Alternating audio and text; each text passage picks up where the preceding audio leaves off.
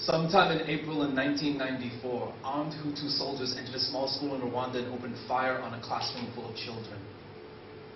One of the survivors later testified that her best friend's last words were, "Please don't kill me. I'll stop being Tutsi." Somewhere in Africa, an elephant will stand at the foot of a lifeless calf for 6 days before being forcibly pulled away by the herd.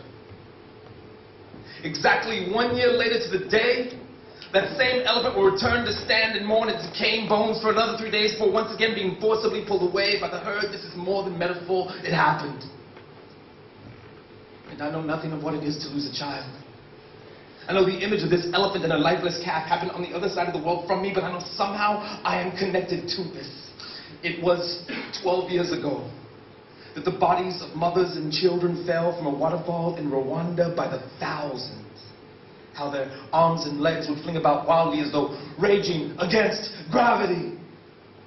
If you travel there today, you can visit a small school where the bones of 100 children slaughtered by Hutu soldiers still cower in each other's arms, the gray tattered garments giving way to the white beneath, not the skeleton, but the soul without blemish.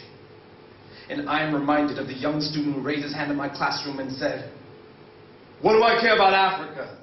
We've got our own problems here." And to you, young man, I say there is nothing more deserving on this planet of your pledge of allegiance than that of a dying child with outstretched arms. You see, in my country, starving refugee children vied with monster truck racing for America's attention.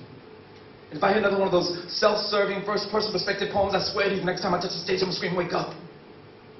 Wake up! Wake up!" for 3 minutes and 10 seconds, because no poet is greater than his best poem. And no individual is more important than the collective we that is mankind. When will we as a people realize that while we get lost in the drama of the new season of Survivor, 2,000 children die a day from AIDS in Africa? When will we as a people be at the end of our sit down and be quiet? When will we as a people finally stand up and be heard? And the 87 cents a day that I pledge to stake one child's life just does not feel like enough. So tonight, I want to say something overtly poetic for the children of Africa. Something like, in Africa, they plant children in the ground and grow angels.